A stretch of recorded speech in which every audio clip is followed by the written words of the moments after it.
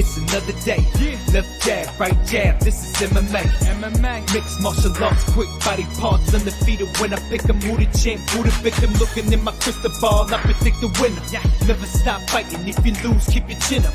Know how the game go, I'm a smart fella. Welcome to the show, this the MMA fortune teller.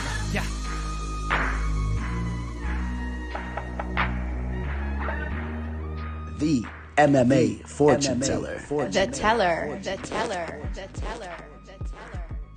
UFC Vegas 29. We got the Korean Zombie taking on Dan Ige. Anytime the Korean Zombie's throwing down, it's a fight that you don't want to miss. This is a guy that got his nickname early in the game back in the WEC days. There's a reason why the fans gravitated towards this guy, gave him the nickname. This guy just, every time he steps into the cage, he's giving us a very entertaining fight. He's walking forward. He's willing to go in for the kill, no matter if it's the last second of the fight. Even in a 5-round fight where he's up on the judges' scorecards, doesn't matter. He's still going in for the kill up until the last second. Sometimes it costs him, as we've seen, but there's a reason why the fight game respects a guy like Korean Zombie. And now he's taking on the very tough Dan Ige. Like I said, this is a fight I'm very excited for. Overall, the card is not the most stacked. It's definitely a major step down from UFC 263 down to UFC Vegas 29 here. But it is what it is. The UFC is going to continue to pump out these UFC cards every weekend. It's just the nature of the business at this point. The UFC has got it down packed. They're able to profit as a company. Doing this every single weekend. They got a giant roster of fighters. They got to get these fighters fights. So this is what the system consists of right now. And, even on these types of fight cards, there's always intriguing matchups to be excited for. And we will be getting to those here in a minute. We are going to do a brief recap of Bellator 260 and UFC 263. We're going to do a very brief little run through the MMA news over the past week. Not a lot of big stuff, just a couple stories I want to touch upon.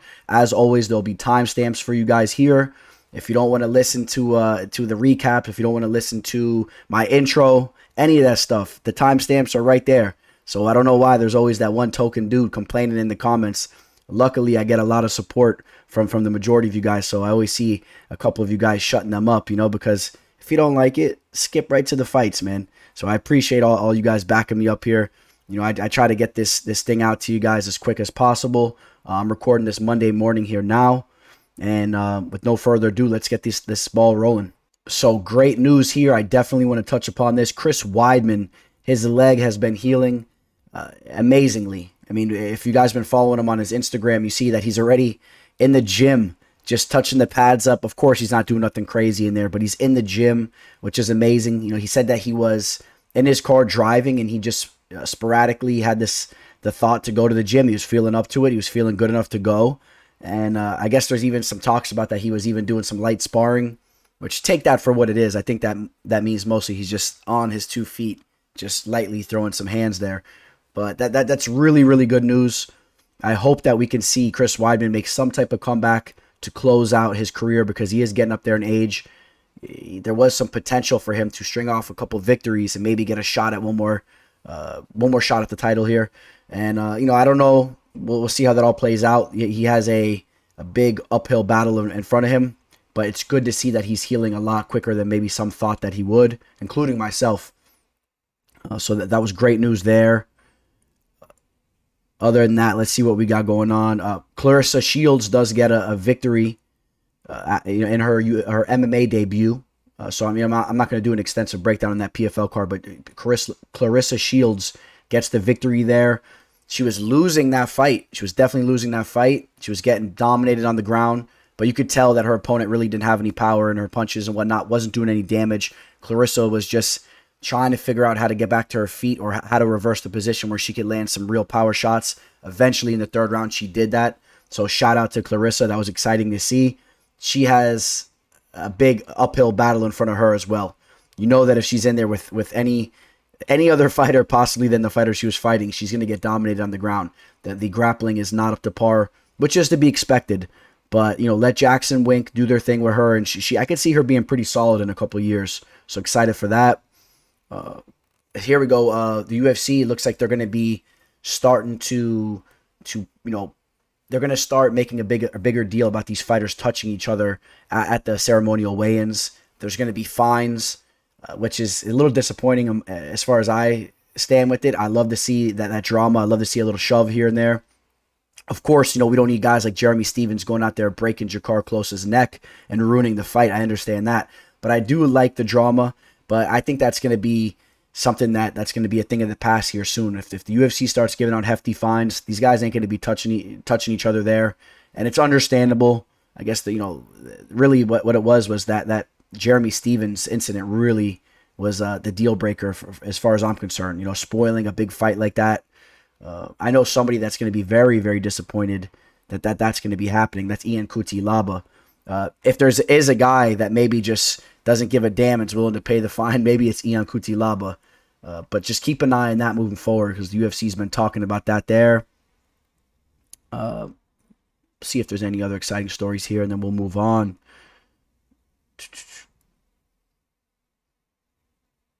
Yeah, that's pretty much about it there. Not a lot in the news here. So, I want to talk about this real quick. Jessica Andrade to be facing Cynthia Calvillo at UFC 266. So that's a cool fight there to put on the radar. As far as women's mixed martial arts goes, that's one of the bigger fights on that side of business. So excited to see that strawweight bout there. Keep an eye on that.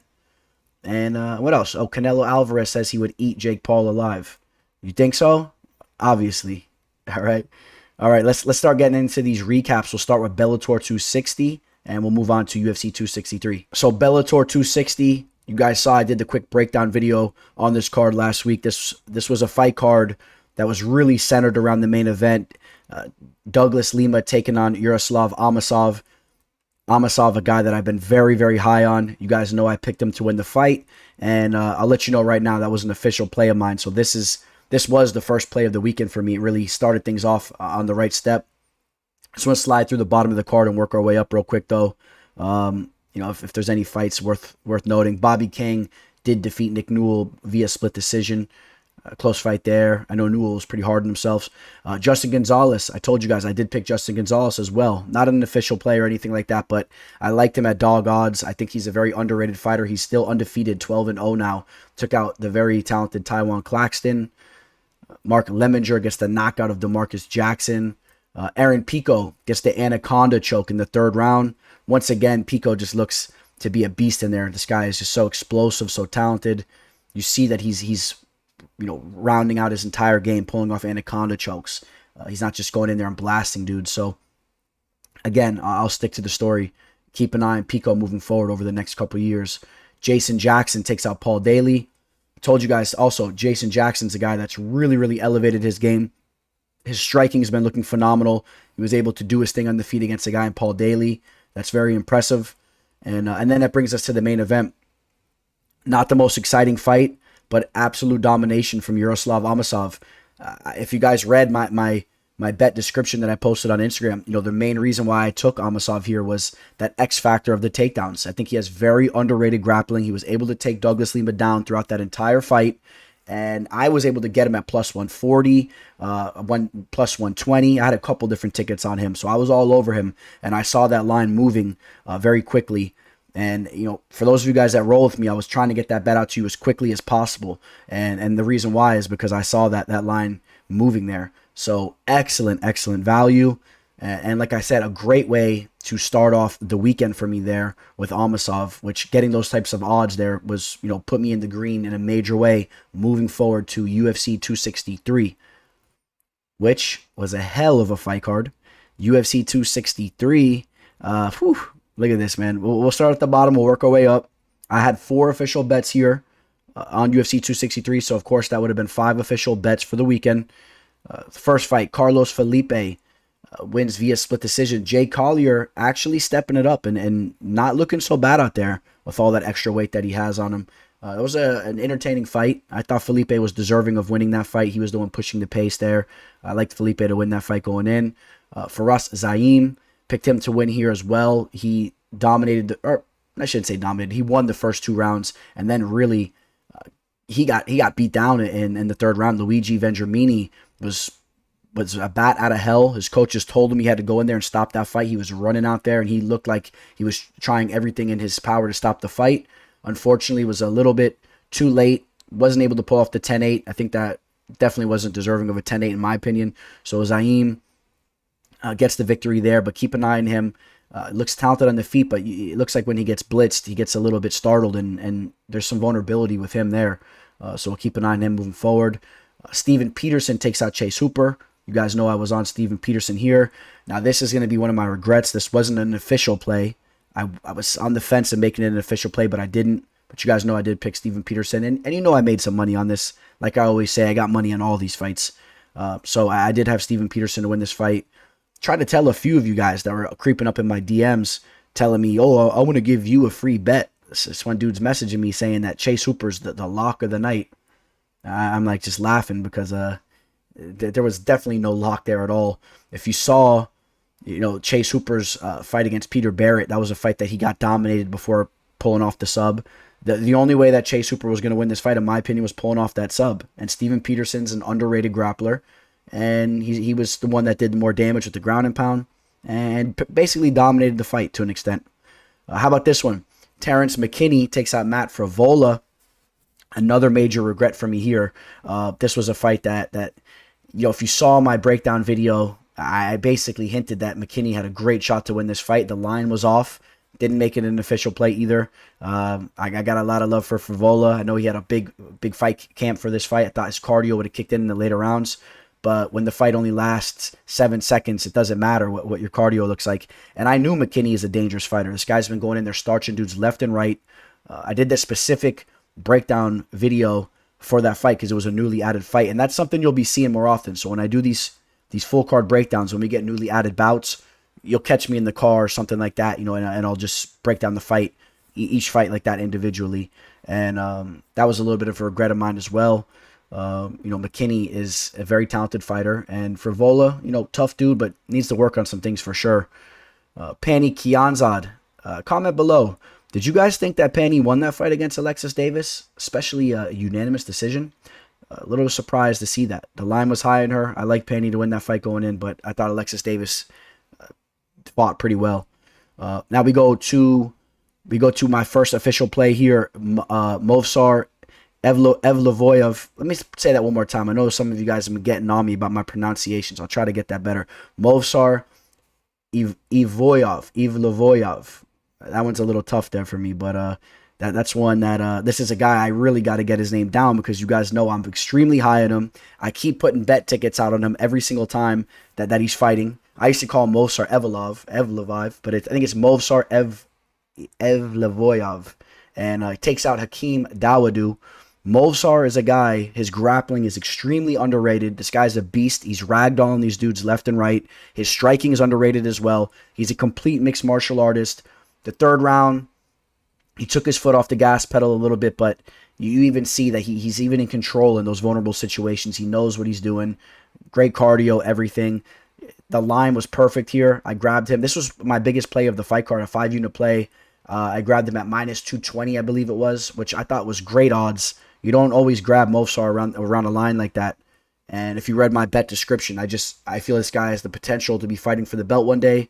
I don't see how Hakeem Dawodu is going to be the guy to stop him there. So I'll take that money all day. Lauren Murphy wins via split decision over Joanne Calderwood. Close fight there. I think Murphy was deserving. To my second play here, Eric Anders hit this. This was a solid play of mine as well. Big play here. Eric Anders takes out Darren Stewart. We just saw this fight take place not too long ago. Eric Anders dominated that fight, was going on his way to get the finish. He hit Darren Stewart with that illegal knee, so it was a no contest. And they're going to run this back a couple weeks later. Are we all not going to jump on Eric Anders? I hope all of you guys were on Eric Anders. Eric started off a little bit slowly, but handled business in the later rounds, and he's the superior fighter there. It was even working his wrestling, his takedowns, and good to see that your boy's game is still evolving there. I'd like to see him fighting at his legit weight at 185, where he's cutting a little bit more weight and a little bit more conditioned, a little bit lighter on his feet. This fight did take place at 205. I don't want to see him fight there too much. but he's a big boy anyway. He's a tough dude. Now, the next fight takes me right into another official play of mine. Unfortunately, here I was on the losing end. I did have Drew Dober to take out Brad Riddell. I thought Drew looked amazing in the first round. I thought he was close to maybe even getting a finish there. He was landing some heavy shots, but Brad Riddell has the chin of an ox, and Drew Dober started to slow down. I really feel he was throwing too much into his punches. Brad Riddell was just sitting down and just working his technique, and he was landing the more crisp shots. And it just seemed that Riddell was just one step ahead of him every time they had those exchanges. Riddell had that one little extra bob and weave, and he was landing the cleaner shot there. And he took over that fight, and Riddell almost got a finish in the third round. So excellent fight there. That was a small play of mine, 3 units on Drew Dober. So nothing too bad there, and I stand behind that. I knew that fight was going to take place in the feet. I thought Drew would have been the better striker there, but I was proved wrong. And the next fight, how about this fight? This might have been, in my opinion, the most exciting fight of the card. Paul Craig and Jamal Hill. If you guys were watching the videos leading up to the fight, there was a lot of trash talk, a lot of beef in the back. Jamal Hill walked up to Paul Craig, and he goes, I want to get some of that good stuff you're smoking. I guess because just saying that, because Paul Craig thinks he's going to win this fight. Trying to chirp in his ear. Paul Craig, just in typical fashion, so stoic. This guy reminds me of William Wallace, right? If William Wallace was ever alive these days, I just assume that because he's Scottish. But this guy, Paul Craig, man, he looks like an absolute warrior. The guy looks like some type of, I don't even know how to explain it. You know what I mean? He looks like a statue, the guy. This beard and everything. And, I was very, very excited to see him go out there and take that victory because I thought most likely we would see Hill stuff the takedowns and really start to piece him up on the feet. I'm not the biggest fan of Paul Craig's striking, even though it is evolving. But as far as his grappling goes, I've always known it was good, but I'm starting to really, really, really respect it. His takedowns are not bad at all. And even now, you see him, the way he pulls guard, he's so confident in his ground game.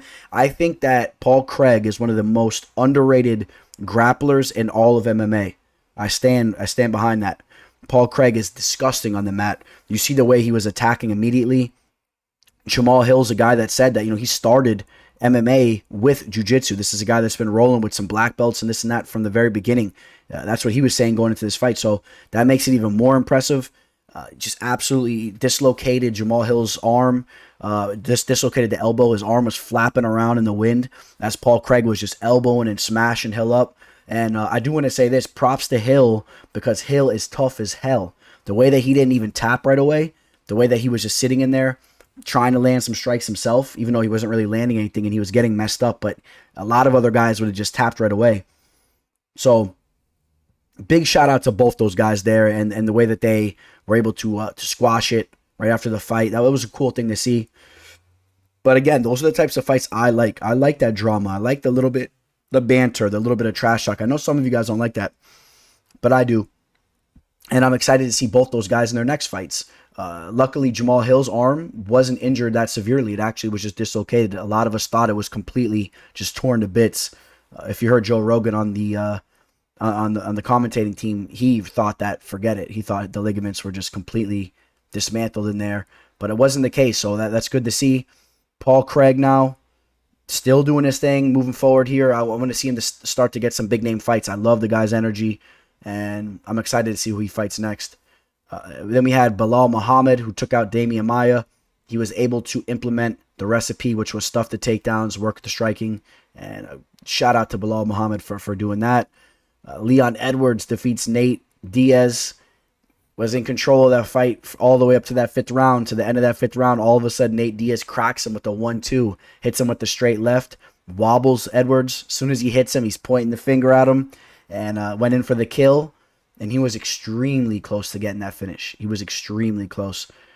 Time and time again, Nate Diaz is just a fresher fighter in those later rounds. And it kind of makes you wonder, originally I thought there was no way that he was ever going to come back in that Jorge Masvidal fight, but it makes you wonder. You see how much of a threat he is in the later rounds still. I'm not saying that he was going to come back and win that fight or anything, but maybe that fight does start to get a little bit more interesting in the later rounds because Nate just is never out of a fight. He's just straight up never out of a fight. His cardio is amazing. So shout out to Nate there and Leon for getting another victory there. 19-3 now. He'll probably be fighting for the title eventually after the winner of Colby and Usman. Then we had the co-main event, Brandon Moreno, the first Mexican-born champion in the UFC. Shout out to all my Mexicans out there. And I was very, very excited to see Moreno win that fight. I'm really starting to become a big fan of his. I love his personality. He's such a genuine good dude, and he's a nasty fighter. And being a boxing fan as well, and always having these Mexican champs, especially in the lighterweight divisions, it's something that I always kind of wanted to see. I wanted to see the level of talent for the Mexicans in all weight classes, but especially in the weight divisions. I wanted to see them really start to step their game up and start to take over some of these divisions. I think it makes the sport more exciting. I think it'll bring over a lot more fans. I think you're going to see, mixed martial arts in Mexico even start to grow more and more now, having a champion in Moreno who's going to start to whoop some dudes up. I'm telling you right now. In the next couple of fights, these guys in the division aren't going to be able to hang with him. I really, truly believe that. Moreno's starting to really, really hit his peak here. Or I shouldn't even say his peak. He still has time to hit his peak, but he's starting to really grow, and he's talented. So, he gets the rear naked choke there in the third round, won the first 2 rounds, dominated Figueiredo. Maybe we need to see Figueiredo bump up to bantamweight. That weight cut's too much for him. All right, now that takes us to the main event. I know a lot of you guys have been waiting for me to talk about this on my Instagram. I just didn't think the fight was that exciting. That's why you didn't see any unique posts from me about the fight. If Izzy would have did something exciting, I would have definitely did a little post for it. It's not that I'm such an Izzy hater like a lot of you guys think. It's just, listen, I picked Marvin to win this fight. I thought I saw some value on him. I had a small play on him. I did lose. I thought that the grappling would have came in handy for Marvin. That was not the case. Israel Adesanya's takedown defense looked amazing. Looked a lot better than the Jan Blachowicz fight. And, Izzy did what he needed to do to win that fight. He was able to stuff the takedowns. He was quicker with the striking. He wasn't going out there looking to get a finish, though. He was on the back foot. He was counter-striking. If Izzy really wanted it to make it a dog fight, which I think it would have gave Marvin a better shot, maybe clipping Izzy. But let's be honest, I think Izzy was just on a whole nother level than him on the feet as well. I think Izzy could have pushed the pace and maybe got a finish for himself there. But I guess, Marvin has a hell of a chin. He didn't even want to play that game. But maybe you would like to have seen Izzy step it up a little bit and go in for a finish. But either way, he styled on him. It's funny. I hear everyone saying that Izzy's, going to style on him and this and that. I thought that was something that the teller invented over here. I'm always saying this guy's going to style on him. So I guess that's a term that a lot of people do use in MMA. But it's good to see that Izzy gets another victory here for all you Izzy fans. I got nothing against Izzy. I happen to like Izzy. I'm not the biggest fan of his, but I like him. I think he's a solid champ. I want to see him bring the fight like he did in that Kelvin Gastelum fight a little bit more, though, when he's in there. I don't like these types of performances like against Yoel Romero, against even this Marvin fight and a couple other spots where he's kind of just, on the back foot, this and that. But there's a lot of exciting fights to come for Izzy, so we'll see what's next for him. And the takedown defenses looked amazing. So shout out to Izzy for retaining the belt. Props to him, man. I know a lot of you guys want to hear me say that. I'm saying it. Props to Izzy. All right, so that wraps up UFC 263. It was a nice fight card. And now we move on to this upcoming weekend, UFC Vegas 29. Let's get it. All right, so UFC Vegas 29, Fight Night Korean Zombie versus Ige. We talked a little bit about the main event earlier. We got 13 bouts as of right now as we film this Monday morning here on the 14th. In the main event, we got Sergey Spivak versus Aleksei Oleinik. Dhiego Lima versus Matt Brown. Okay. Marlon Vera versus Davey Grant. Trying to point out some fights for you guys, but all right. So, little side note, Tyson Nam versus Tiger Ulanbekov. That fight was scratched, was fizzled. And that would take us to the first fight of the card, taking place in the welterweight division. Matthew Semmelsberger taking on Chaos Williams. Matthew Semmelsberger has been doing his thing since getting signed with the UFC. Won 2 fights in a row, took out Carlton Manus and Jason Witt by via knockout in his last fight. That was about 2 months ago, roughly three months ago now. Coming into this fight as a plus 50 underdog. Not a bad line if you like him here. Chaos Williams, on the other hand, his first 2 fights lasted mere seconds. Went in there, starched Alex Morono, starched Abdul Razak Al Hassan, and then in his last fight, he did lose to Michel Pereira. As that fight went into the later rounds, he didn't get the better on the feet. So you gotta wonder, how is Chaos Williams? How is he gonna perform in fights where he doesn't just go out there and starch these dudes immediately, right? When the fight actually is going for a while. As always, KS has a nasty reach advantage over the majority of his opponents, or he just has a nasty reach. Only a 2-inch reach advantage here, but Matthew has a pretty decent reach himself. But 77 inches for the welterweight division is solid. He's 6 foot, and with that type of reach, the way that he uses his punches, it's nasty. He's been getting in some work over at Jackson Wink here, so still rounding out his game. It's a little bit of a shame that he lost the Pereira fight, because if he would have did something big there, that this guy really was on track to really start to become a little bit of a star in the game, or work his way to be a star. You remember seeing him at those press conferences after knocking these dudes out so quickly. He had the fresh suit. He's fighting out of Detroit, or he's from Detroit, I believe he is from Detroit. Yeah, he is. And, this guy kind of has a cool personality and whatnot. He has a cool little stigma. And he's going to have to bounce back here against Semmelsberger. He's going to need to step up here and get a victory. Matthew Semmelsberger, a guy that he has decent wrestling, decent jiu-jitsu, decent grappling. He can hold his own on the feet. We saw him get a knockout in his last fight, so you're starting to see some evolution with the power in his hands and whatnot. I can't say that I've ever been overly impressed with what I've seen from him, but it's good to see that he is stepping it up there. In his last fight, he did look pretty good. Got the victory on the feet. Like I said, got the finish. He's a tough dude. What can I say? What else can I say here? He's going to have a 2-inch reach disadvantage. 28 years old compared to KS is 27. Both these guys, still growing as fighters, but getting close to the peak of their game. Matthew Semmelsberger, 10 professional fights compared to KS's 13 professional fights. Something's going here for Chaos. I want to take Chaos Williams to win this fight, because I think that he'll probably get the better of the striking, particularly early in the fight. But if I'm being honest, I don't know what it is, man. Something tells me that Semmelsberger is going to show up a little bit in this fight, especially if he survives the early onslaught. I kind of see him starting to take over a little bit in the later rounds. It's been finished twice, one by way of submission, one by way of a 3rd-round knockout by Jerome Featherstone, a guy that was making his debut at the time.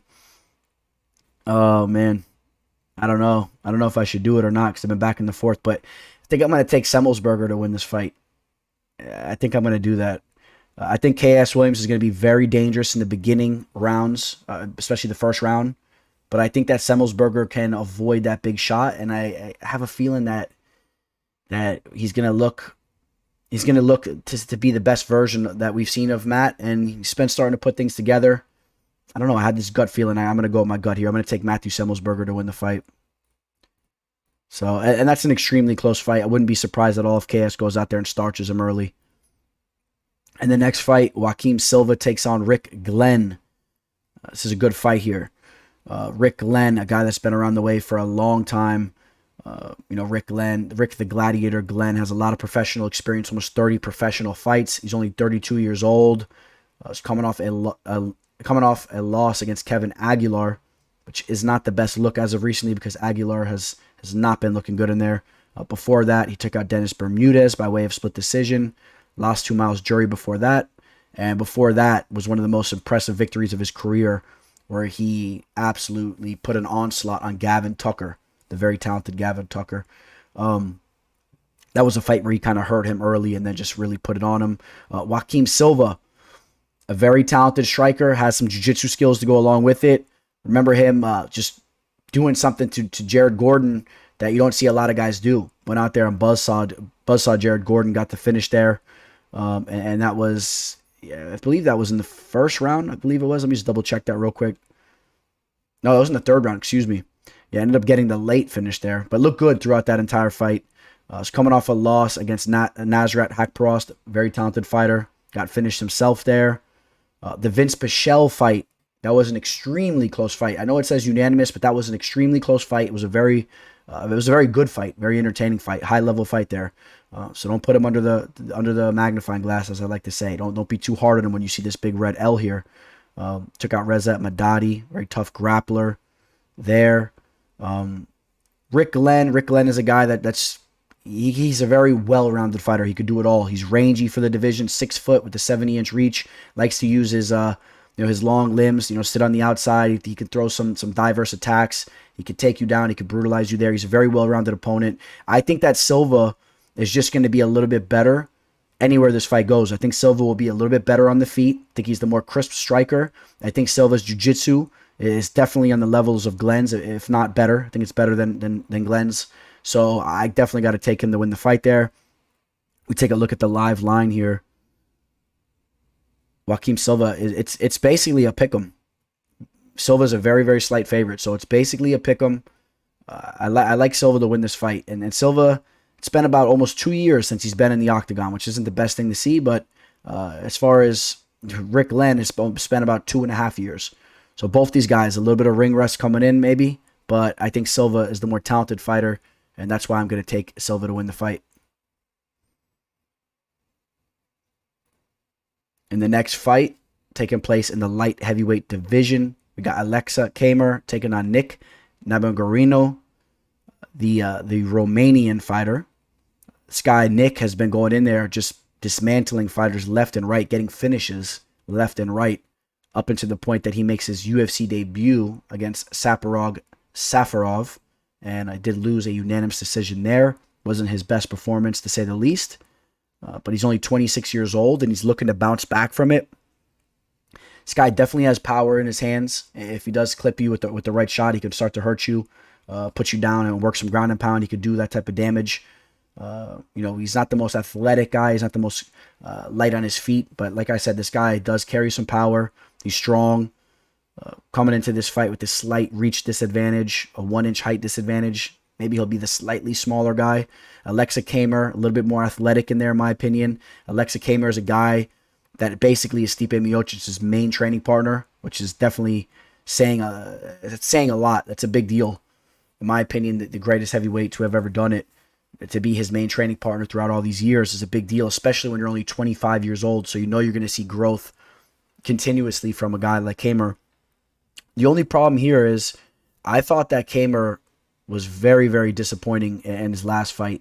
And that was a fight where he took on a guy that I am very high on as well. A very, very tough fighter. And William Knight was built like a brick house. But that was a fight that William Knight got the best of him everywhere. In the grappling, the wrestling, the striking. Just, he did his thing. He did his thing in there in every way he could have. And I really wasn't expecting that. I thought maybe he could have flashed in a couple different spots. But to completely outclass Kamer in there was not a good look for him. You see Nick over here brushing shoulders with some really tough dudes. A lot of guys that are going to be, a couple guys that are going to be making the return to the UFC here coming up soon over the summer. Alexander Gustafsson and the one and only Khamzat Chimaev, the uncrowned welterweight and middleweight champion of the world. That will all be cleared up here very soon. Mark my words. This guy will be a dual champ. And if you don't believe me, just watch. But again, great to see him training with guys like that. It's definitely a good sign there. I'm going to go with Aleksei to win this fight. Like I said, I think Kamer will be a little bit lighter on his feet. He'll have better footwork in there. I think Kamer is going to be extremely hungry after losing that last fight to William Knight. And I think he has the ability to take out a guy like Nick. But again, Nick's dangerous. Nick could do his thing in there too. Minus 250.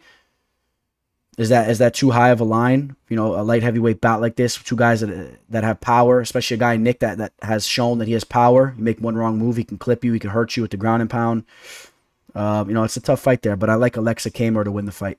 Going over to the flyweight division on the women's side, we got Lara Procópio taking on Casey King O'Neill. Pretty interesting. Casey likes the nickname King rather than Queen. I guess that shows you how tough she is, but she's 6-0, coming off a big victory against Shayna Dobson. Started off a little slow, eventually got the finish there with the ground and pound. This is a girl that's extremely young. only 23 years old, another talented fighter fighting out of Scotland. It's interesting to see these fighters coming out of Scotland with the very talented grappling. But speaking of talented grappling, Lara Procópio is a girl that definitely has grappling in her back pocket, without a doubt. She went in there in her last fight against Molly McCann and put that on display, took out Molly McCann by way of unanimous decision. Molly McCann was the favorite going into that fight as well. We got the line close here. So they have the line right around minus 130. Let's see what the live line is here, though, on MMA odds. Yeah, so some money coming in on Lara Procópio. She's now minus 145, minus 150. Yeah, I don't know. You know, this is a fight that I've been back and forth on. This girl, Casey, she's extremely tough in there. You could tell she's on a one-way path to victory every time she steps in there. You could see the confidence is crazy. She's talented. She needs to work on her striking a little bit more. Carries a little bit of power, you know, compared to some of the other girls in the division. You see her here with Julian Erosa, another guy that's fighting on the fight card. So it's pretty cool. Both them doing their thing over at Extreme Couture. Yeah, I've been back and forth on this fight a little bit here, as well as some of the other ones I've talked about. Lara Procópio, not extremely impressed from what I've seen from on the feet, but she's very tough. She walks forward, kind of like a zombie in her own right, and she looks to push the pace on her opponents, try to break them, try to get some takedowns. Casey's going to have a slight reach advantage. She's a little bit of a taller opponent here. I'm going to pick the dog here. I like Casey. I'm gonna take Casey. For some reason, from what I've been seeing from her, what I've been hearing, she's really been making some strides in her game. This is a girl that's really, really, really disciplined, and she wants to be a champion. That's the word in the streets. This girl wants to be a champion, and I'm sure that Lara has the same aspirations. But I don't know. Something just tells me that Casey might pull this victory off here. It's a very close bout. You see the line is pretty close for the most part. I like what's going on over there in Extreme Couture. You see her putting in some work with 10th Planet, Las Vegas too, working on her jiu-jitsu game. Close fight. I like Casey to win this fight, so let's see how it takes place. Like I said, though, Lara is tough. I don't expect Lara to be able to do what she did here against Molly, just exploiting her opponent's grappling, because Molly McCann is a very what am I going to say here? She's not up to par with her grappling. She's a below-level grappler in the division. She's a boxer. So I don't think that she's going to be able to do what she did to Molly there to Casey. So I don't know. Something just tells me Casey O'Neill here. I like what I've seen from her. And she's young, and let's see what's going on with that fight. We'll see how it goes. And we just spoke of him. So here we go. Julian Erosa taking on Seung Choi. This is a good match here too. Two rangy opponents for the division. Both these guys are 6 foot and over. Both them. Erosa 6'1". Erosa, this is a guy that just consistently gets underrated and underestimated in there. Coming off 3 victories in a row here. Finished Sean Woodson with that Darce choke. That was an amazing fight. In his last fight, took out Nate Landwehr with the flying knee. I was all over Juicy J in that fight. He has that unorthodox type of striking. Juicy J is a guy that's been around the block for a long time. If you guys remember, he was on The Ultimate Fighter way back in the day. This guy is just very unorthodox in the feet. He has that tricky, unorthodox type of striking. He keeps his hands down low, good head movement. He has nasty submission skills. I like him. I like him as a fighter. On the other hand, Seung Choi is a very talented fighter. I think he's one of the more talented fighters coming out of Asia right now. Coming off 2 victories against Yusuf Zalal and Suman Mokhtarian. That one not as impressive, but I was very impressed with the Yusuf Zalal win. Really dominated that fight. Before that, lost to Gavin Tucker and Mosar Ivlevoyov. How you like that? Yeah, Seung Choi, those 2 losses against tough competition. And like I said, on a 2-fight win streak, this is a good fight here. This is a solid fight. Juicy J is coming in as the slight dog here.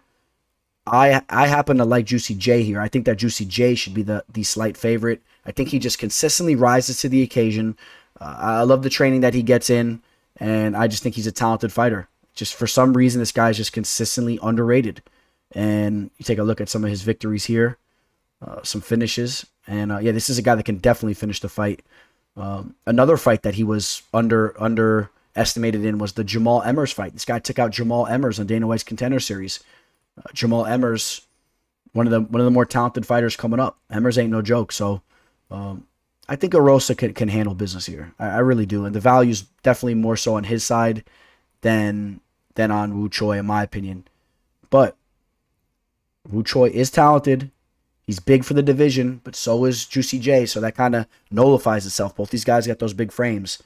Juicy J's even taller. So this isn't going to be a fight like the Zalal fight, where the Zalal fight, he just was bullying him in there at the size. Zalal's an undersized fighter for the division. I almost wonder if he can move down to bantamweight sometimes. I don't know. But I'm going to pick Juicy J to win the fight. And we'll see how it takes place. And real quick, let's take a look at the live line. Looks like money even coming in on Wu Choi. So plus 120 for Erosa. I got the dog there. All right, jumping all the way up to the heavyweight division. Josh Parisian taking on Roque Martinez.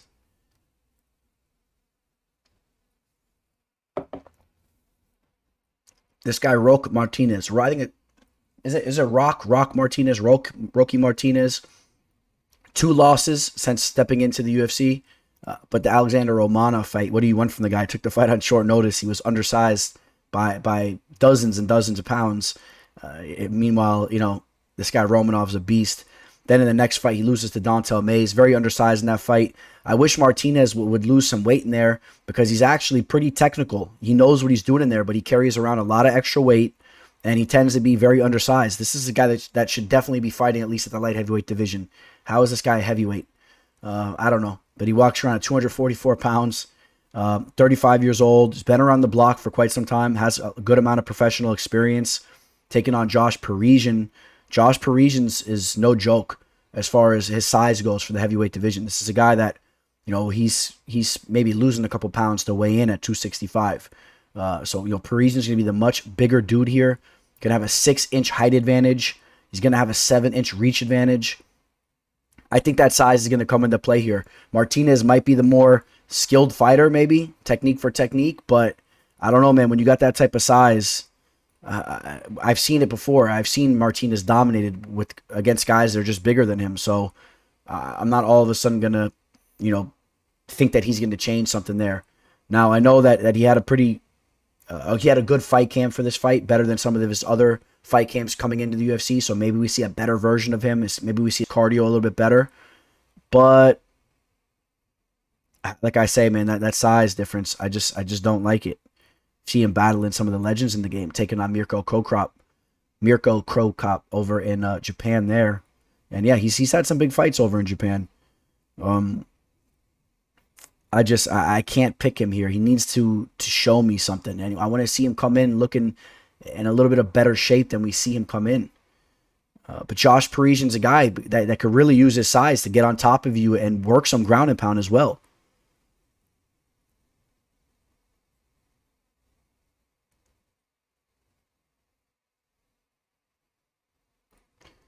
Trying to work the striking, needs to evolve the striking. He definitely needs to work on his cardio as well, as this is for Parisian. I want to see Parisian. I would like to see Parisian come in around like 255, 250. He should shed a little bit of weight too. Work on his cardio, be a little bit more light in his feet. But look at this right here. Hey, taking a bite out of him as he's going for the takedown. I don't know if that's his stomach or if that's something else. But yeah, man, I'm going to edge Parisian to win this fight based on the size advantage. I really think that's going to be the deciding factor as these guys start to wear on each other. I could see Parisian being the guy that's on top and starting to wear him out with his size. And the line, this is a close fight. People are back and forth in this fight. It's almost a pick 'em.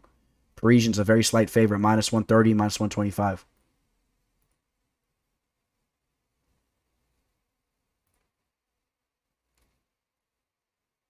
All right, in the strawweight division, we got Virna Jandiroba taking on Kanako Murata, the very talented Japanese fighter, 12-1.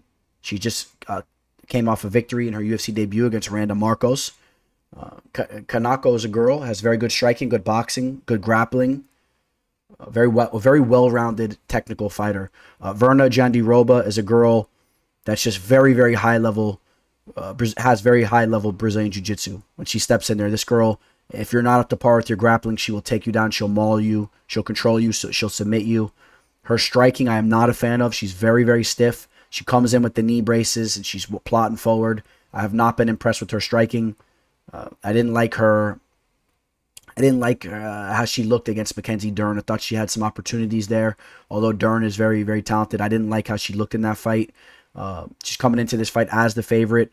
It's understandable because Dern is so talented, so a lot of people understand how she took that loss. And before that, she's just been doing her thing, completely outclassing these girls on the mat. And I think that Jandiroba is going to come into this fight, try to close the distance and get Murata down to the mat and try to pull off the sub or dominate her there. Murata, on the other hand, I believe she'll be more talented on the feet. And if she could just avoid that submission, I think that this fight could end up going her way possibly. Like I said, she is the underdog here, plus 125. She's going to have a 2-inch height disadvantage, a 2-inch reach disadvantage. She is very small, but she is strong. Take a look at her. She's not no skinny girl, man. This girl carries a little bit of muscle when she comes in there. She's a physically tough girl, has good heart. She's willing to go out in her shield. And I think I'm going to pick her. I'm going to pick her here. I'm going to pick the dog. This is a very close fight. I'm taking a shot on her to win this fight, but don't be surprised if Virna gets this fight down to the mat, pulls off the submission, or if she's just a little bit too big for her and smothers her in there. Virna is very talented, 33 years old, taking on the 27-year-old Japanese fighter Murata. I'm gonna take Murata here. I think that she's talented with the boxing. I think she'll get the better of the striking exchanges. Murata will, and I'm gonna say that she's able to avoid that submission from Jandiroba. And Murata has a decent submission game herself. So I don't know. It's a close fight. Be careful. I'm not recommending necessarily that you put money here because Jandiroba may easily pull off the Damian Maia style victory. And again, it's not that I'm just pulling the stock out of Jandiroba because of the loss against Dern. I understand that Dern fight was a tough fight. Dern's no joke. So, but I don't know. Something just tells me that the tough Japanese chick here is going to come through. It's going to be a close fight, and I'm going to edge Murata. Now, this next fight taking place in the welterweight division may be my most exciting fight on this card. At least one or two. Maybe I can argue that the main event maybe might be above this fight, but this is right there. I've been a big Tim Means fan from the very beginning. Back when he was fighting in the lightweight division, which was crazy. He was cutting so much weight. This guy's so big he was so big for the lightweight division. Definitely made the right move bumping up to the welterweight division where he has continuously styled on guys with his striking. Is he so smooth and silky on the feet, the way he dips and works his head movement and just throws beautiful straights down the pipe and hurts his opponents. Really, there hasn't been a lot of guys that have outclassed Tim Means on the feet. If you went in there and you've taken out Tim Means, especially as of recently, you kind of got lucky in some extent too. The Nico Price fight, he was working Nico Price, and then he got a little too confident there, ate a counter shot. The D-Rod fight, he stuck his head in there, got caught in a guillotine, and Tim Means was definitely kicking himself there. He got a little bit too cocky and he blew that fight. But those were fights that he should have won. Other than that, submitted Thiago Alves, styled on Loreno Staropoli, styled on Mike Perry, and even if you run the table back real quick, you run his resume back. A lot of close fights here too, man. Split decision losses against Sergio Moraes and Bilal Muhammad. Could have argued that he took out Sergio Moraes. These are all close fights. So the point I'm making is that this guy, if it wasn't for a couple things going wrong here or there, this guy really could have been pushing his way towards the top of the division. But he's on a 2-fight winning streak now. He's not young. He's 37 years old. He's got to go out there and really make a statement, try to do one little last run if he wants to towards the top of the division. Danny Roberts is a guy. It's a very, very talented striker. That's what Roberts likes to do. I believe he's a southpaw. I know he's worked with some of the best striking coaches in the game. I believe he has put in time with Henry Hooft and some other guys as well. But this guy is a very nasty striker. He's tricky on the feet. Sometimes to me, it seems like he gets a little bit slow in there as the fight starts to progress, though. It does get a little bit heavier. Seems like the fights start to wear on him a little bit at times. But again, he's always involving himself in these wars. So what do you expect? But he's 33 years old. He hasn't fought for about a year and a half.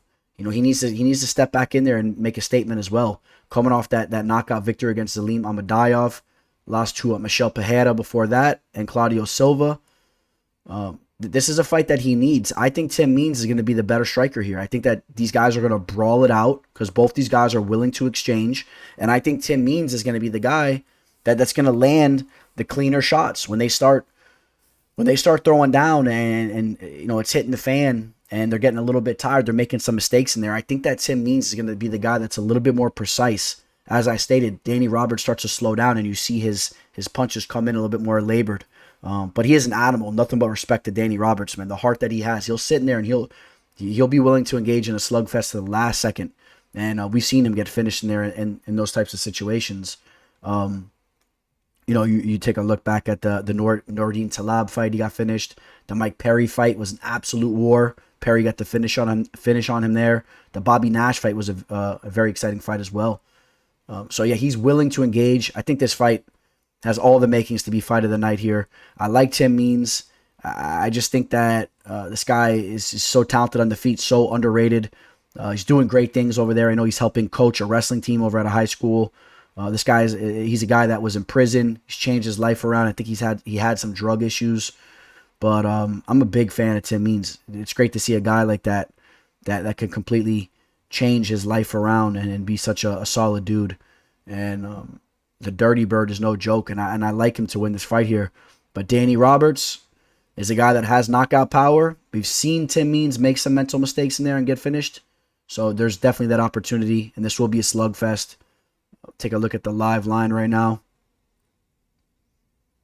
Tim Means all the way up to minus 200, 225. That's a little bit intriguing. It's kind of a high line in my opinion. But I do like Tim Means to win this fight, and I would not be shocked if it played out like a minus 200, minus 225 type of fight for Tim Means. I could see him coming out here styling. So I like the Dirty Bird here, man. Shout out to the Dirty Bird, one of my favorite fighters in the game. No question. I don't know if you guys are big fans of him as well, but you talk about a fighter's fighter, you're talking about Tim Means.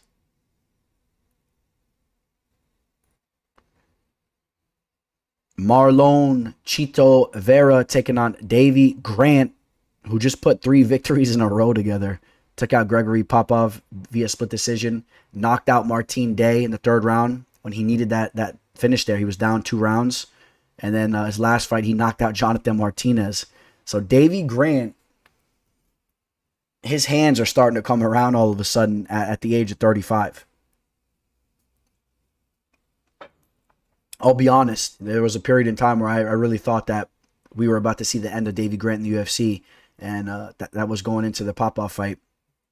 Or even if he would have lost the Martin Day fight, he had a lot of losses on his resume as of recently. I just don't think he's the most talented fighter, but I give him a lot of respect. I take my hat off to him.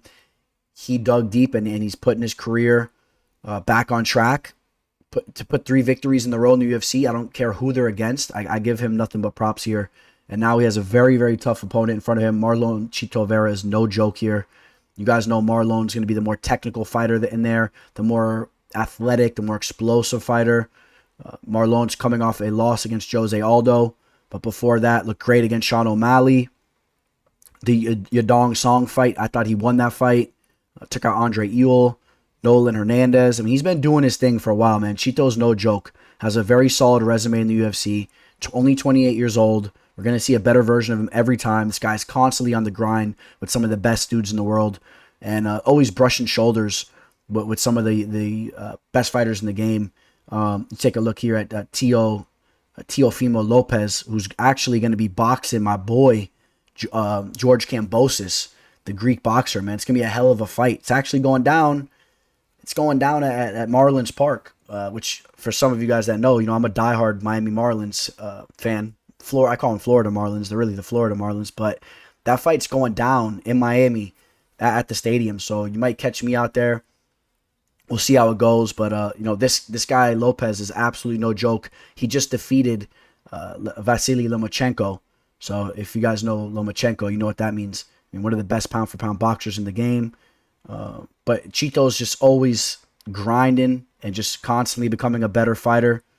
I don't know how he knows so many dudes though. It's funny, you always see him. I know he's boys with a lot of the UFC brass. Somehow he's cool with a lot of those dudes. So very talented fighter, very well rounded. I think for the most part his striking is really where it's at though. This guy's a nasty striker. I think this fight is going to take place in the feet. I think that, like I said, I think he'll be more athletic and I think he'll be more talented on the feet than the more stiff Davey Grant. But as of recently, Davey Grant's throwing heat, so be careful. I don't know. All of a sudden, Grant's throwing this unorthodox type of heat from the hip. Maybe he catches him with something. And I don't really see that happening, though. Minus 250 for Chito Vera. It's understandable as far as I'm concerned. A little bit of money coming back in on Grant here. So keep an eye on that line. But I think Chito handles business there. All right, to the main card. Oh, we're on the main card, to the middleweight division. Wellington Turman taking on Bruno Silva. Wellington Turman, this guy, before took his first loss in the UFC to Carl Robertson.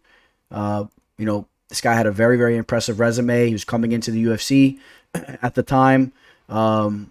Seems to be a nasty fighter. This guy's looking to take your head off in there. He has good striking. He's decently well-rounded. He's still very young. Only 24 years old.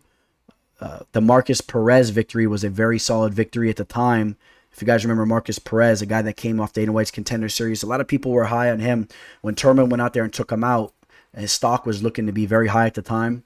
But then you take a look at his last fight where Andrew Sanchez starched him, put him out, and you saw some defensive flaws in his stand-up. Hopefully he's corrected those because I know this guy Bruno Silva, coming off what? 4 knockouts in a row, 4 knockout victories in a row. You know that if Turman didn't straighten up those defensive flaws in his striking, Bruno Silva's a guy that will come out there and start you. Bruno Silva, a guy that's been fighting over an M1. I know that he had an incident with his failing a drug test, so you got to wonder a little bit what's going on with that. The UFC doesn't play that. Hopefully, his body's up to par and he's the same fighter that he always was in all these victories here. Hopefully, he's not one of those guys coming off, enhancing drugs and doesn't look the same. But I don't think that would be the case. This guy Bruno Silva, 6 foot. We don't have a reach on him here, but this guy's a talented fighter. He's 31 years old. I think he's in the prime of his career right now, and he's making his UFC debut. And again, this is Bruno Silva in the middleweight division, not to be confused with the flyweight Brazilian fighter Bruno Silva, who's been doing his thing as well. I like Bruno here. I think Bruno gets the better of the striking exchanges. I think he can keep this fight on the feet. And I also think that Bruno Silva has some underrated grappling as well, even if it goes there. So I like the UFC newcomer to handle business here. Belanado. Take a look at him right here. Looks to be in pretty good shape coming into this fight. He says he's motivated for war. He's a big boy too. He's a big boy for the division. Former M1 global champion and now UFC fighter. I like him to win his debut here over Turman. I just think that Turman is a guy, I don't know, man. In that last fight, he froze up, man. He froze up. I was a little disappointed the way that he looked in that fight. So maybe I'm being a little harsh on him. Maybe he cleaned some things up and he looks good here. Definitely has some fresh ink. I'll give him that. He has some of the freshest ink in the game, I would say. I like the way he does his ink. So big fight for him here. I'm taking Blanado to win the fight. And he is right around a minus 145 favorite right now.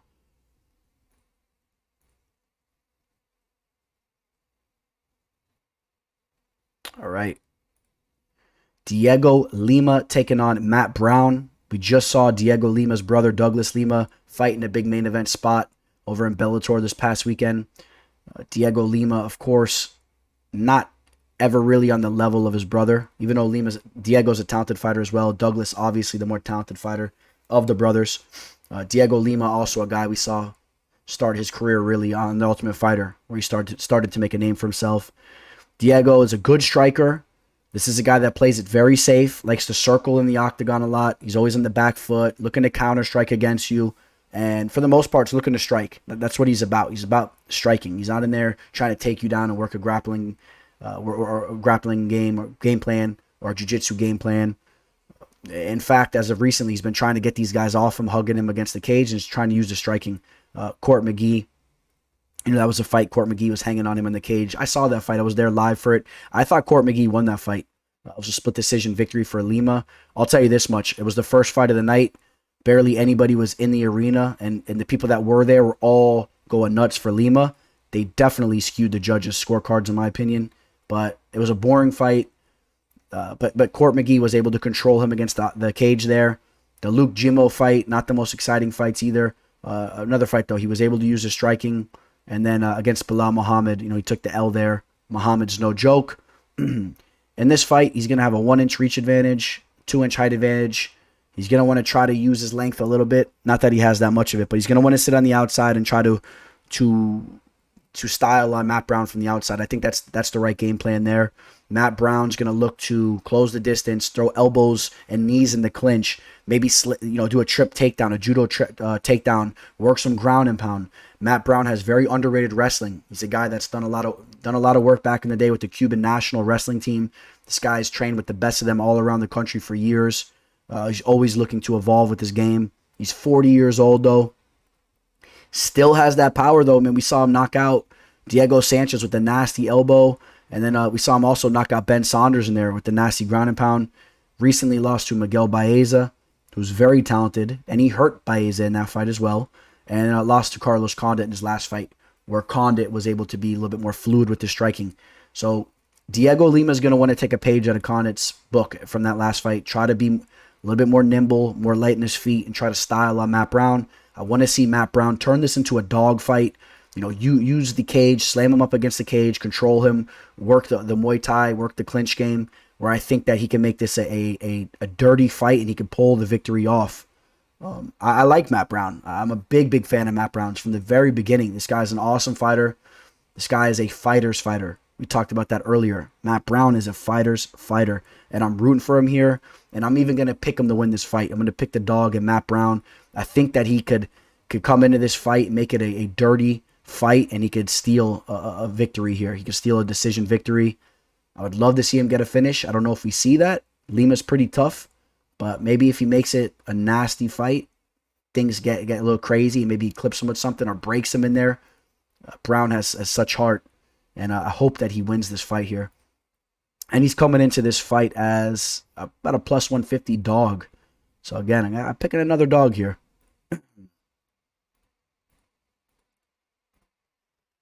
All right, now we go up to the co-main event. The big boys are throwing down Aleksei Oleinik, taking on Sergey Spivak. Shout out to Aleksei Oleinik. He was my second interview. You see me way back in the day, man. A little pale and not able to hit the weights for a while. This was towards the beginning of COVID. We were all locked down like crazy. Even in Florida back then, we were locked down. We couldn't do nothing. And, I had Aleksei Oleinik on the show. He was my second guest. He was an absolute pleasure to talk to. A great guy. I got his number. I could shoot him a text if he wins. Congratulations. If any of you have a message for him, I'll let him know. A really, really great dude. Lives close to me over here as well. One of the best submission artists in the game. This guy pulls off all types of unorthodox submissions from his back. He loves to work those squeeze types of chokes, He's not in there really pulling off leg triangle chokes and this and that. I mean, he has great grip strength. He'll put you in these weird type of headlocks. You saw him almost pull it off on Derek Lewis. He's cranking on the neck. So if he gets a hold of you, there's definitely a great chance he could submit you. Sergey Spivak, though, this guy's been putting it together. Won 3 of his last 4 fights. Took out Carlos Felipe with the grappling. Mauled him down on the mat. In his last fight, mauled Jared Vandera, who we talked about earlier. Sergey's been putting it together. He's a big boy. He's 6'3" with a 78-inch reach advantage. 78-inch reach, excuse me. Oleinik's actually going to have the 2-inch reach advantage. But you guys know Oleinik is not a striker. I don't expect him to try to strike with Sergey. I think he'll try to do a little bit of some funky stuff on the feet, just to close the distance and get a hold of Sergey. Try to work some clinch work, some grappling. And I like Sergey here. I think Sergey knows what to do to avoid the submission. And if he does that, I think he could hurt Oleinik, you know. If I'm being quite honest, I think he could hurt Oleinik. Oleinik's old now. We've seen Oleinik take some of those shots where it's not good for him. He's taken so much damage throughout the years, and he's old, and it's tough, man, when someone's raining down shots on you, like a guy that, and Sergey, like he could. I still think that Sergey has a lot of potential. We need to see him grow as a fighter, and I think that this is his fight. We take a look at the line. He's about a minus 225 up to a minus 250 favorite. I understand it. Oleinik is about to be 44 years old, so keep that in mind, as Spivak is 26 and just getting better and better as a fighter. And his losses were against Marcin Tybura, who's been looking very good, the Walt Harris knockout, and then I believe he had one other loss against the Reem, or maybe I'm wrong. No, he did not fight the Reem. That was another fighter. But yeah, lost to Walt Harris, got caught early, and Marcin Tybura fight. And other than that, took out Tai Tuivasa, Carlos Felipe, and Jared Vandera. I think that he takes out Aleksei Oleinik this upcoming Saturday. I do. All right, that takes us to the main event. Seung Jung, the Korean Zombie, taking on Dan 50K Ige. That's a nice nickname, right? Try to skew the UFC brass to giving you those 50K bonuses. I like that nickname there. But his fighting style is a 50K type of style. This guy does deliver. He's always in there willing to deliver a war. Very talented fighter is Dan Ige. The Korean Zombie, one of my favorite fighters in the game. I'm sure a lot of you guys would agree with me there. This guy is a fan favorite type of fighter. Coming off a loss against Brian Ortega. That was a tough fight for him there with the boxing and then the overall game of Ortega. Ortega looked very good in there. Before that, knocks out Frankie Edgar and Renato Moicano. And then, of course, the loss to Yair Rodriguez at the very last second of that fight. That was a fight that he was getting the better of Yair on the feet. He was about to win that fight. So take that for what it is, too. You know, that should be another victory if he didn't slip up and just get so overzealous. This guy always wants to deliver, you know. Take your foot off the gas for a second. You already won the fight. There's seconds left. It's not what he's about, man. This guy just goes out in his shield. This guy is an absolute warrior. So his striking has really came around, though, too. Like I said, not a lot of guys can strike with Yair. Took out Dennis Bermudez by way of knockout. That was his comeback fight after he served his military term. I believe it's required in Korea. He had to do that for a while. He came back with a knockout victory. And like I said, should have won the Yair fight. And then other than that, it was just really that Ortega lost. And Ortega's been looking great. So I've been very, very impressed with the evolution of the Korean Zombie's game, and particularly his striking. And he does know some crafty submissions as well. So a very, very well-rounded fighter. Dan Ige, a little bit more, how do I would say this? This guy he's a technical fighter. He's very crisp with his technique. You know, his hands are never out of position. He's always, guarding his chin, has great power. He's ready to mix in a takedown very quickly, mixing it in with his striking. He's not that flashy. You don't expect nothing crazy from him and unorthodox. He's just always in the right position. And you got to like that. This guy has underrated takedowns. If he gets a hold of you, he will rip you down to the mat, and his jiu-jitsu game is nasty. He has a nasty jiu-jitsu game. Coming off a victory against Gavin Tucker, finished him on the feet. Like I said, does carry some power in his hands. Lost to Calvin Kattar. That was a fight that he actually came back in the third round too, so it shows you what kind of heart he has. Losing the first 2 rounds, was relentless, got some takedowns in the third round. This is a 5-round fight, so keep that in mind. Dan Ige will be there fighting to the last second. Whereas we've seen Zombie get a little reckless in those later rounds. Don't be surprised if Ige's throwing heat and maybe knocking the Korean Zombie out early there. I mean, late, even, if Zombie gets reckless. So the line is pretty much a pick'em. So let's get that out the way. Understand that this fight is very close. So it really just depends who you like here. Korean Zombie creeping up to the middle of the 30s, as Dan Ige is creeping up to 30, which I consider the prime of a fighter's career. So I do like that edge there for Ige. Pretty much identical with the height and reach. I've been back and forth with this fight as well. Dan Ige is just a very impressive fighter. I think that he should have lost the Edson Barbosa fight, but it's okay. It was still an impressive performance, and Edson Barbosa's no joke. Took out Mirsad Bektik, a very talented fighter. Danny Henry got the submission on him. I'm trying to pull up some of his more notable wins. It was really the Gavin Tucker victory was a good one for him. The Bektik fight. The Kevin Aguilar fight didn't age that well because Aguilar has not been looking good. But now he takes on Chan Sung Jung. Oof. As you guys can tell, I'm kind of bouncing back. I'm going to make an official decision here on the spot because I've been back and forth with this. Oh, man. Now, originally, I wanted to pick the Korean Zombie to win this fight, but I'm very close to bouncing over to Ige's side. As this fight goes to the later rounds, I have a feeling that Ige is going to start to thrive there. But, yeah. And sometimes the Zombie drops his hands at times, and it does cost him. And we've seen him get knocked out in there, and Ige's been putting it together with the hands. One nasty knockout loss. If you want to see a nasty knockout, you pull up the George Roop head kick against the Korean Zombie. Dropped his hands there and got absolutely baseball batted to the face with the leg. But again, don't sleep on the submission game of the Korean Zombie as well. Pulling Darce chokes off on DP. Pulling off the twister on Leonard Garcia. Lost that title fight to Jose Aldo. Bounced back with a knockout victory over Dennis Bermudez. Man, I'm really on the fence with this fight, man. Really, really on the fence with this fight. But you know what? I'm going to stick with my initial gut feeling that the Korean Zombie can avoid the knockout of Dan Ige, and he'll be the more fluid technical striker in there. And he's a little bit more rangy with his style. And I'm kind of rooting for him here too. But not the most confident pick, as you guys can tell. I like the Korean Zombie to win the fight. I'm taking the Korean Zombie. All right, so that's who I'm taking in the main event. All right, guys, I'm going to have a few plays for this fight card. Again, coming off another profitable weekend. If anyone's interested in working with me with my picks, if you're interested in the pricing, reach out to me. All my contact information is below. My email, my Twitter, my Instagram. It's all there for you guys. If you have any comments or concerns about the show, comment below. Shoot me an email. If you have any recommendations for the show, I'm more than willing to hear them. And yeah, that's pretty much going to do it here. I'll have the Ultimate Fighter episode 3 recap up as soon as we watch that episode tomorrow. Probably put it up Wednesday morning. And that's about it, man. I appreciate all you guys for tuning in as always.